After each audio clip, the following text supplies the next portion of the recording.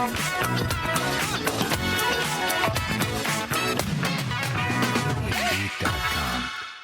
ora, it's iwi, and welcome to The Chew, coming at you from Te Kirikiri here in Frankton, Queenstown. Ko Arrowtown Dad tēnei, and today we have a special guest. We have Evon Moire. Yes, that's correct. And Evon is a master weaver. So nice to meet you today. Thank you. Thanks. So, to start things off, I'll just get you to introduce yourself, however you want to, and then we'll have a bit of a chat about where you were brought up. Okay. Yep. Okay, so I've been married for 57 years. Wow. To my husband, this is Peter Moire. Yep. We had 5 sons and 1 daughter, and hence that's the reason I'm here, because of the one daughter. One daughter. We have, yes. So she's an artist down here. Has started her studio, and then she, I don't know if I should say this is appropriate, but she roped me into coming down to teach weaving and Great. to pass on my knowledge that I have. Oh, nice. Yes. Oh. Well, kia ora. No mai, haere mai. So welcome to this region. Yep. And so we had a little bit of a chat just before this. So Yeah. I understand you're from Dargaville. Yes, that's correct. Yes. A little old town up there, up north. Yeah. Yeah, beautiful place. I moved up there. We've been up there now for 12, 13, maybe 14 years now. Okay. We lived in Auckland for 40 years. 40 years. 40 years. Oh, yes. See, I've already interviewed Christine about this. So Yes. you're a Westies in Henderson. Absolutely. Yes. Yeah. And I'm still on the West Coast. I'm a Westie up in Dargaville. A bit further up now. Yes, yeah. Oh, great. And so, but in your younger days, you were brought up in Dargaville? Yes, that's correct. Dad used to work at the Flax mill, Oh, yeah. which is on Waihuia Road. Right. I lived there right up to the age, I think we moved to Auckland when I was about 8 or 9. Right. Dad worked down at the Flax mill, and that's where I lived most of my life, down there. Right. So it was all based around flax and mocha. Ah. Because they had the flax mill down there. Oh, of course. And little did I know that in the future I would be weaving and learning and weaving with mocha. Wow. Oh, how I wish the flax mill was still there. Yes, of course. Yeah. So were you aware of flax weaving as an art form back then? Not at that time, no. Right. Because I can still see, where they used to hang all the mocha on the fences. Really? Yeah, it used to be pure white where they used to dry it all out. Ah. Yeah. And this is at the flax. The flax mill. Oh. Yeah, they used to make all the robes. It was the hub of Dargaville back in the old days. And so this mocha that they used, was this for like a standard commercial purposes, or was this cultural after use? the Second World War. Ah. And they used to make all the fibre, and the flax was used for rope and all that type of thing. I had no idea. I've always only thought harakeke or flax mocha. I thought that was only used culturally. No. But back then, there was a proper factory Yeah, used. twine. They made the twine, for the hay bales. Oh, that's all mocha. That's all mocha. Yep. Oh my gosh. Yeah. Really? The only way that it changes when we use it is how we process it and how they process it. Right. Yeah, so we do it all our system with our hands. Hands. And there's a big process to that. So what they did in the factory, how different was that from the handmade? From hand, it's by the time we finish and it's all ready to weave, it's like silk. Right. But coming from the flax mill, it's used as in big rollers. Right. And like we soften up a lot of the flax with our patu, we patu it. And there's a lot of work that we do with it as well. So it's lovely and silky when you're working with it. So we can still use the same flax from the flax mill. We just got to patu it and soften it all up. Right. Gotcha. Yeah.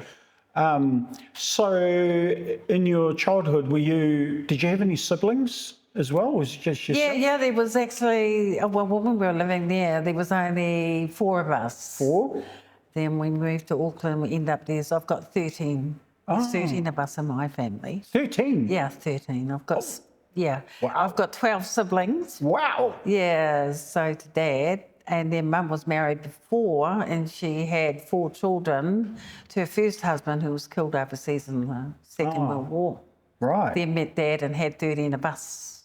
Oh my God. Yeah, so she's had about 18 children altogether, Mum. Woohoo. Yeah. Go, Mum. Yeah. Yeah, I mean, that's not that's, I guess, from back in those days, it's not that surprising. No. Yeah. Because, you know, some of the other whānau from there, which, you know, on my grandmother's side, Yeah. the Tito side, there's some of them, there's the Tuhiwais, they've got like 24 siblings. Yeah. So, yeah. Yeah, my mum had 22 siblings, I think. Wow. Yeah, but she had the same sort of thing. There was she has about 14 siblings on one side of her family and the other 8 on the other side of her family. Yeah, so there's just combined. There's so many of them. Yeah. So really common. Yeah. Yeah. And so growing up in Dargaville as a youngster, was it an enjoyable place to grow up? Oh, we loved it. Yeah, it was great. You know, Dad used to work at the Flax mill and we'd go down there and play, you know, be running across all the flax. They'd stand it up in big stands and tie it all up. So all of us, you know, that was our playground. Oh, really? We'd swim around there and just play on top of the flax. Use the flax for catching eels, you know. Really? Yeah. You would use flax back then? Yeah, because they got those big long worms there. Yeah, right. So we used to thread them onto the flax. Oh, no way. Just put it in and just hook and pull them out. Yeah, because when I went to high school, I learned about that method of traditional, traditionally catching eels. Yeah. But here's me thinking that was like 400 years ago type of thing. But oh, that's amazing. Yeah. So you actually did that when you guys were kids. Wow. And would you say you were brought up in a traditional Māori family? Yes, but it was a little bit different because we never done kapahaka or anything like that. Our life was out in the country as country. Yeah, kids. Yeah. So you would mingle with all the other families, you know, regardless of whether they're Māori or not. Yeah. You're all the same community. Yeah. Yeah, that sort of, it reminds me of my upbringing. It was the same thing on the East Coast. You know, we had what we called uncles and aunties. Yes. And that included all the Pākehā ones, all the non-Māori ones as well. Exactly. Yeah. It was a great life. Yeah. It's really good. And so your family ended up moving to West Auckland? Well, we moved to, I think there was that big thing where all Māori were going into the city to look for work. And it was the urban thing where we moved into the city. Yeah. I personally hated it. Yeah, right, really. Yeah, because our whole lifestyle changed, you know. Turned upside down. Yeah, it was in that madness. It was right in the middle of Auckland. We lived over in Ponsonby, around that area there. Oh, were you living in Ponsonby at the time? Yeah. On Simon, you know, where Simon Street is. Yeah. Coming down the bottom. You were over there. Yeah, the testing station in Newton Central. Is this before you moved out to Henderson? Yeah. Yeah. I lived most of my life in there with Mum. Well, we were all living there. Yeah. I mean, similar to my family, a lot of my family moved they were mainly around Western Springs, Westmere. Yeah, that's where we were. Yeah. Oh. We were there. I remember when we first moved there. Oh, wow. The circus. Where? The circus that used to come. The circus. To Western Springs. Oh, yeah. Well, we were in Newton and the circus came through, so us kids just followed it. Oh, and then wow. Mum and Dad had to come and hunt for us because we followed the circus all the way to Western Springs. Yeah, well, my most vivid memories is going to my nanny's house, which is my grandmother's sister, and they were in Westmere. They were like just down the road from the zoo. Yes. So we used to like hang around that whole area, but then go down to where Western Springs, where the racing track and the concert area was as well. Yeah. So and I know my mum used to live in Ponsonby as well back in the day. Yeah. That was the sort of the low cost affordable housing for our family back then. Yeah, that was like, we lived in, I think it was called Goss's boarding house. Oh yeah. You know, and it was like, today I could never imagine living there now. No. But our whole life was there. We'd go up the road and watch TV in the shops. Yeah. So we didn't have enough, finance. Didn't have it at home. So it's just the way it was. Yeah. So it was a bit of a struggle when you moved into Auckland? It took a while to get used to? Yeah, well, because we were used to that freedom of out in the country. We'd go out mushroom picking or eeling, or our whole life, was all self-sufficient. Very different back then. Yeah. And, like we'd be staying at one place and Dad would just plant a whole paddock of corn. So we never starved, put it that way. But when we went to the city, it was a bit hard. Yeah. There were times there we struggled. Yeah. As far as eating goes. And, And so then eventually was it work that moved the family out to Henderson? Well, what happened was back in those days, like, how they've got a big shortage of housing today. It was to do with the the payments that Mum and them got for, families. Yeah. So she used the money that was family support money and used that as a deposit for a house because they said capitalise for housing in that day. So you could use that as a deposit towards your home. Yeah.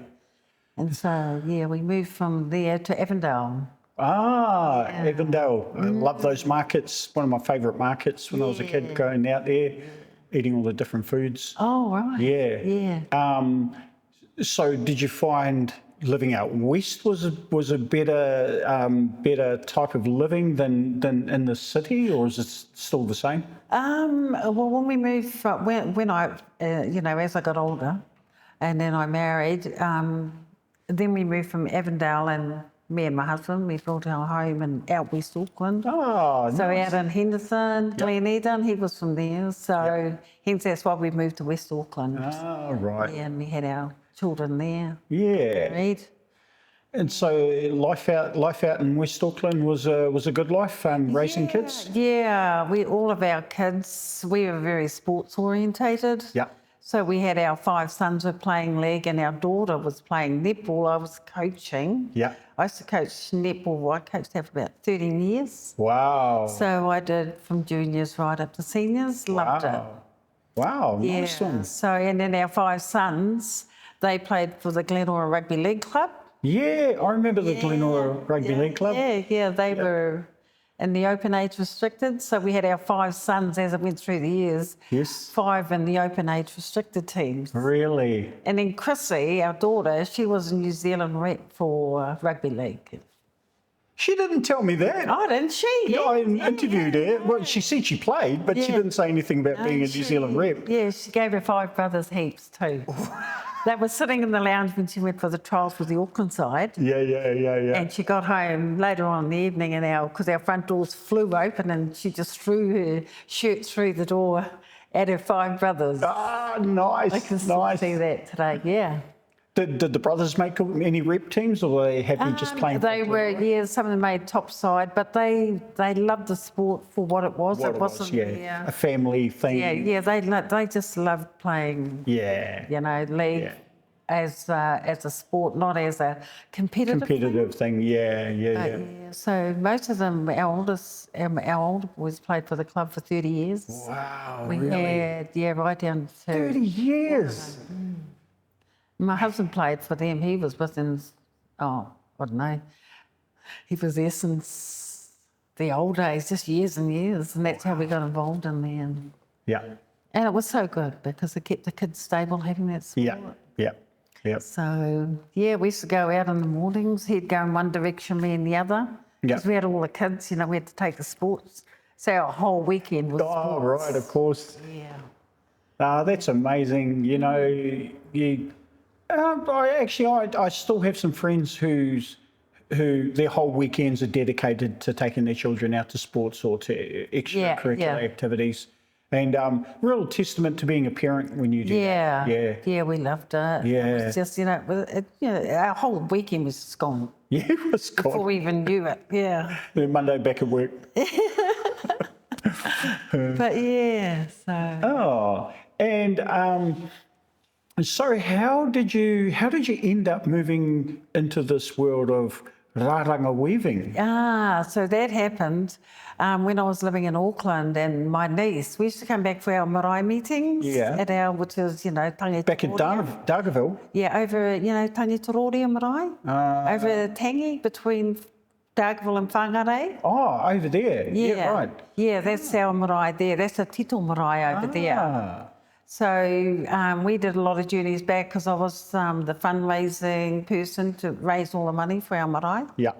So me and my niece, so we'd travel back from Auckland back to Tangi. Ah, And so that's how we got involved in weaving, because they had a beautiful lady come from Kaikohe, oh yeah. Te Aroha Kingi. Yeah. But I think it was McLean was her married name. Right. She was running a wānanga at our marae, which was going back 16 years ago. Wow. And so that's how I became involved in weaving. Ah, was it just like oh well, you know, I'll support the kaupapa and go along type of thing, or did you have real? It just, yeah, it was funny. I went along to him and, yeah, support it. Yeah. But it just grabbed me. Really? Yeah. Nice. Me and my niece, we used to come back after that we'd come back to the wānanga. Oh, because your dad run them regularly. No, yeah, I was going all the time. Yeah, So right, we'd come back we'd do our little journeys from Auckland, and I think some of the best parts I remember was we'd have our plastic bags in the back of the car. And then we'd be driving along, she'd go, "Auntie Evon, there's one." Look, there's some over there. Yeah, you know, a pukeko or something there on the road. And we just, Of course, of course. pick up the dead birds. Of course, you pick up dead birds everywhere, yeah. Because you need them for the... for our weaving. Yeah, for the weaving as Stick well. them in our freezer. There's a couple of good laughs there coming back through up the top of Kaiwaka, going back out for our weaving classes. Yeah. And there was a whole bunch of peacocks. A whole Peacocks. flock, you know, peacocks. And they've been run over? Or? Oh, no, they were all in a big bunch on the side of the road, and me and my niece spotted them. I said, "Annie, peacocks." And she goes, "Yeah, Auntie Evon." I said, "Shall I?" And she goes, "Yeah." And so I drove in amongst the peacocks, and then I go to Annie, and she goes, "What, Auntie Evon?" I can't kill them. They're still alive. So that was just one of our little... Nice. And so, yeah. Did you come across any kind of exotic birds that you found that you've been able to use the feathers for? Yeah, the peacocks. Yeah, we Peacocks. had, with my classes that I've been running now, we were given a whole lot of peacock feathers, because people are really, what's the word, about having peacocks in your home, like as in it being unlucky with the eye in there. Unlucky? Yeah, unlucky. You shouldn't have it in the house because it's unlucky. Oh, I didn't know that. Yeah, but that's just a myth, I'm sure. Yeah. So, yeah, I used those, but what I did was I broke the eye up. Oh, right. So it's not an eye sitting there. Right. So I just use it on a contemporary. I only use those ones on contemporary cloaks that I make. Yeah. And so was it obvious that your skill got better the more these wānanga that you went to? Yeah, because once I got roped into it in Dargaville, what happened there was, because I'd been going to my wānangas, there were a lot of weavers in Dargaville that were looking for someone to, carry on, connect with. Yeah. So when they found out about me and they came up to my home, there was 2 came up, and so they said, "Oh, we hear that you've been doing weaving." I said, "Yes." So it started off a little group of 2, then it went to 4, then it went to 6, then it got too big. And so we moved from my home to a hall in Dargaville, the Anglican Church. Wow. On Hokianga Road. So it just grew from there. Yeah. And then I was asked to make a kahu for a chief from down the Taranaki. Really? For the museum. So had to go into all the history of that chief. And so I've got a cloak hanging in Dargaville Museum with all the history of the chief. Wow, that's amazing. Yeah. At which point did you go from being a student to being a kaiako or to being the leader? Well, we've been going now for 4 years. Right. So in the time, they just started coming to me for advice. So everything that I picked up at the Wānanga, I started passing on to them. Yeah, of course. And so it just grew from there. Yeah. And so everything that I've done over the years is I've done the research, gone to Raranga myself. Yeah. And picked up all the different skills that I've gone Yeah. to, and like I always say to them, put it into your basket of knowledge. Yeah. So I throw all that into my kite, my kite of knowledge.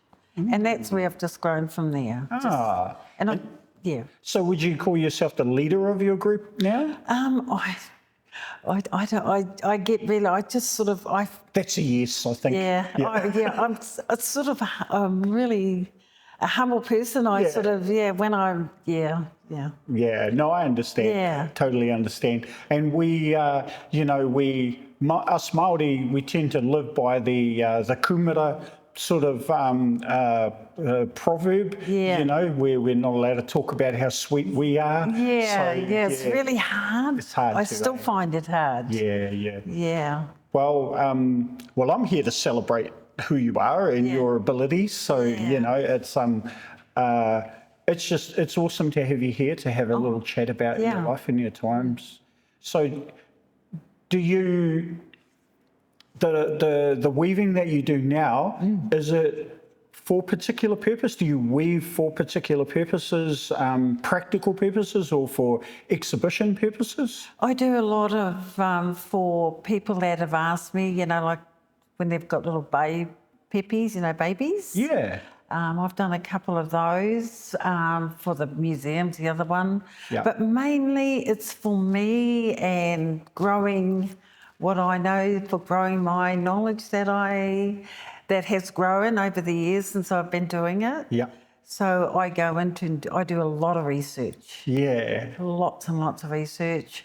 I look at other cultures and their weaving. Oh, really? So I do combine some of those cultures, some of their weaving with mine. With yours? Oh, and okay. hence they come over here and they've done the same with their weaving. Right. A good example was the Navajo. They came over many years ago and they loved our way that we do our weaving. Yeah.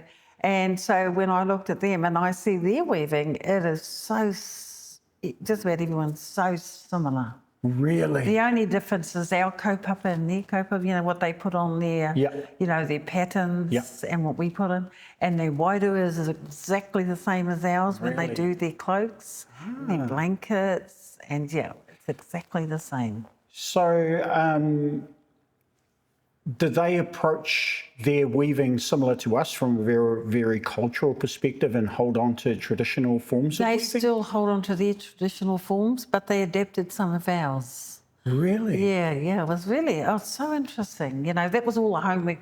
That was me going in on the webs and learning all the different, I wanted to see all of that. I look at Aborigine weaving, how they make things out of just, out of nature, out of trees. Right. I guess it's a fauna and all that they have around them and their natural resources that they use for weaving. Right. Just like we do. So I'm going to probably ask a really dumb question here, but I just assumed that flax is like a New Zealand thing. Yeah, it is. Is it? Yeah. Do other cultures use the same stuff? No, there is flax, as in linen, that they use overseas in England. Right. England is very similar to us. Really? The only difference is their flax and our flax is two different flaxes. Theirs is more like a wheat.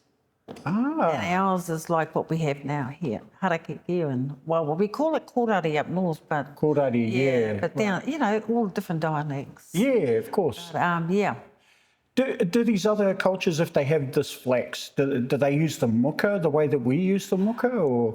What happened was just a little bit of history. Just looking, there's a website that I also learnt the history from the master weavers. Yeah. And there I picked up how the colonialists came to New Zealand. Yeah. And they saw the Māori ladies doing all their weaving. Right.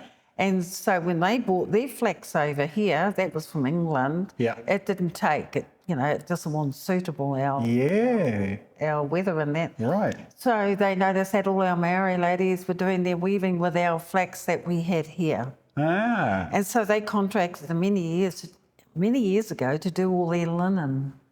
Ah, interesting. Using our flax. Using our flax. I had no idea of any of this. I just assumed Harakeke, Raranga was only in the domain of cultural cultural use, but no. England, very similar to us. They get the flax and they roll it in the big rollers. You know how we do it in our mills here? Right. And very similar to us. Ah, that's funny. So this would have been where we got our, so the flax factory that you worked in, that you guys had, would have been the throwback to the British sort of because it all came together after the war, you know. And the mill that was at Dargaville was well known. It was like, there was Dargaville, but the hub of Dargaville was the flax mill because that's where all production was being done there. Right. And the family that owned it for many years. Right. And there's one down here, I think, in Foxton. Is it? Yeah. Oh. There's a flax mill down here. What the? Yeah. I didn't know any of that. Yeah, definitely. Yeah. So in Dargaville, did you have all the various types of Harakeke flax? How many different types? Oh, there's unbelievable amounts. Yeah. And even what we use for weaving to make muka is different to what they do when they're using, kite, when they're making kite. Yeah, even piu-piu. Yeah. That is it's all about different. The muka, the muka that you extract from the flax. Ah. So we like the really fine stuff. So when we're extracting, and some of the flax that we extract from, it might not give us the muka that we need, but it's good for making kite something else. Pie. Right. Okay. Many different flaxes here in New Zealand. Yeah. I mean, I don't know that much about Harakeke and flax, but we have quite a strong connected team of Raranga people down in this region as well. So through them, I find out that there's more than one type of flax. To me, at the start, flax is flax. Yeah. It's like one kind of thing. Yeah. But no, you get all these various different types. And even a lot of our trees that we have, you can make so much stuff. Really? You can, how they make tapa cloth? Yeah. You use all the different types of trees. We can get the cloth out of the trees. Right. By doing a process, even the way that we process it. Yeah. Yeah. This might be another dumb question, but so this term that we use, muka, that we get from Harakeke, do we get muka from anything else besides Harakeke? Out of the oriental one, I suppose what you'd call, the other plants like aloe vera. Hey, aloe vera, yeah. We can get muka out of that. Yeah, because they kind of look a little bit like flax, right? And out of the yucca, the yuccas? Oh, no. Oh, it's like the cabbage tree. Oh, okay, okay. And you can get muka out of that. Oh, right. And even cabbage tree, we use that to make the cake. Do you? Rain capes with that, yeah. Oh, wow. Yeah, because it's a lot softer. There's different types of cabbage tree. The only reason I know that, my cousin owns a native nursery up in a little old place called Purati. And so he's got all the different types of flax. Right. And all the different types of cabbage trees. Yeah. Ah. There's one there, it's great for making rain capes out of. Okay. And that's a cabbage tree, yeah, right. Man, this is fascinating. I had no idea that there was there was so much going on, but of course there is. Now, so how did you end up down in Queenstown? I understand Christine invited you down? Yes, my daughter did, yes.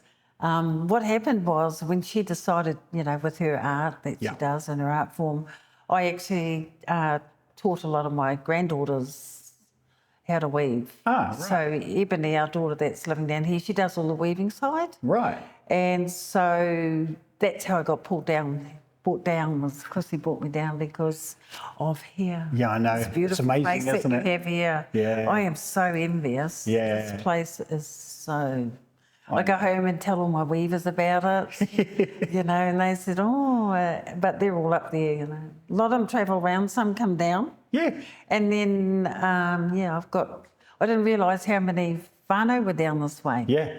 There's plenty from Te Tautokoro living down here. There's so many. Yeah, there is. Yeah. Even your local policeman, you know, Ross. Yeah, Ross. Yeah, he came back to we had a hapu meeting, which is Te Parawhau, which is my dad's. God, is he from up there? Yeah, he's Te Parawhau. That's he's funny. Part of that's where I met him at our marae, because we had a hapu meeting there, and that's when I first met him. Oh, you didn't even meet him down here, you met him up there. That's funny. So when I came down, I thought he was in the army. I didn't realise he was a local cop. And when I came down this time, that's when, what's her name, pulled me in. What's her name, Pearl? Pearl, yeah. Pearl. Yeah. Said, Ross is here. And I said, who's Ross? And she said, he's the cop. And I went, what? A cop? Meeting a cop. And then I came in, and then I saw Ross there, and I went, oh my gosh. Yeah. So we did a big catch up. Oh. But he told me he was from here. Yeah. So I told him my daughter's got the studio here, so he came in and met her here. Oh, awesome. It's really clean. But there's all the other whānau too, you know, there was some rookers down here, some Edmonds down here, and I met them when I came down the first time. Oh, okay. Yeah, I was going, and I went back and I told all my whānau back here, all my weavers, you know, because we're all related. You know, and some of them are related to the rookers that are here. Oh, really? Even my brother-in-law, Brian, he's related to Kerry. Kerry, to Matua Kerry. Yeah, he's related to him. Oh, of course. Yeah. It's a small world, eh? It is. I've got to go home and tell my brother-in-law to go. So did you know Whairoka before the connection to Queenstown? No. Yeah. She has spent a lot of time down this way though. Yeah, I heard she does a lot of, would have been lovely to meet her, because I know she did a lot of contemporary stuff. Yes. Which is what I love too. Yes. So when you were talking about using different things in your weaving, it reminded me of her. She was doing the same as well. Oh, definitely. And like what I teach when I teach up there. There's a lot of Pākehā. I've got Danish, I've got Samoan, Tongan. Awesome. You know, all the different mixes in my where I teach. Or in my class.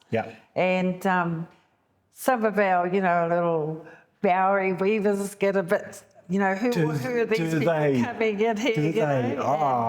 And so what I do is I get them to get up and do a mihi.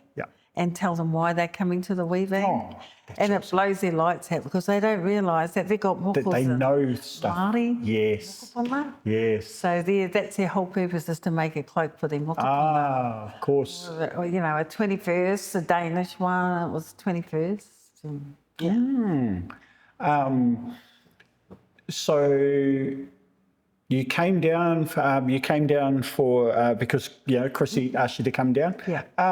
So how long are you in town for? I go home on Monday. I've been down here for a week. So Christine sort of set up a workshop for me to come, because apparently there were some of the weavers down there were wanting to touch base with me. So I set up a big workshop down here and brought in all the resources that I needed to, because I'm so used to doing it up there. So I brought down my kits, and my husband, he's a whiz kid, he's a maths man. He's a toolmaker, but he's maths orientated. So he's done all my looms. Really? Oh, that's right. I think Chrissy did mention he was a toolmaker by trade. So when I was doing my wedding, I said, come on, how can we, make it so that they can, learn to do the whatu that we do a lot quicker and way easier. So what used to take me 6 months takes me 3 days. Oh, wow. Just teaching whatu. But since I've been down here, it's been amazing, because they've gone through right up to putting on feathers. Wow, really? So it's been awesome for me. So some really good talent down here, people that are, when they become, you can tell a weaver when they come into your room. Yep. There's weavers and there's weavers. There's weavers and there's weavers, yeah. I have a feeling that you know immediately the skill set that someone has, right? And their knowledge as well. Yeah. Yeah. Well, we're getting close to wrapping up, so thank you so much for the quick chat. This has been, I can't believe how fascinating the subject is. Just when I thought I knew enough about Harakeke and Raranga, I just learned a whole bunch of extra new things. Yeah. So, big thank you to that. That's all good. Now, before we wrap up, just a couple of simple questions for you to lighten the mood, if you like. So, first question is, when you're growing up, who was your favourite artist to listen to, your favourite singer or band? Oh, that was the Eagles. The Eagles. Love it. Any song or songs in particular? Actually, there's one by, have you heard Compose Brothers? Compose Brothers? Okay. Love their music as well. I can't remember the name of that song that I play all the time at home. Oh, great. And she's playing the mandolin. Oh, no. I don't know. It's, what's the name song?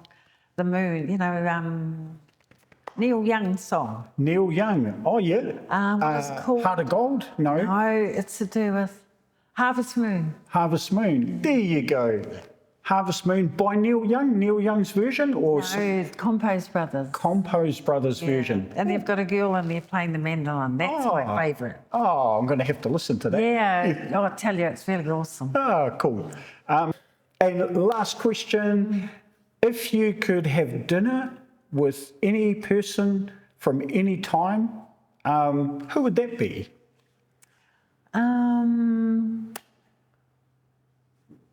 I don't really like me for this, but Winston Peters. Winston Peters. He's from your neck of the woods, isn't he? I know he is, but I like Winnie. Oh, good old Winnie, eh? Yeah. Well, he's still kicking. He's still going I know he strong. is. Yeah, I know he is. Yep, and he's his party's still doing well. I know. So yeah, Winnie. Winnie, good old Yeah, Winnie. just for who he is, I think it's just more than that. Yeah. Oh, nice one. Well, thank you so much for coming in today. E mihi atu nei ki a koe te rangatira, for sharing your story about your life and sharing your knowledge about Raranga and about Flax, Harakeke. So, thank you so much for coming. That's all good. Yeah. All good. And if you like that, can you click down the bottom there and give us a like, click the thumbs up. Remember to subscribe to the channel. We can always do with more subscribers. And we'll catch you next time on The Tune. Mā te wā.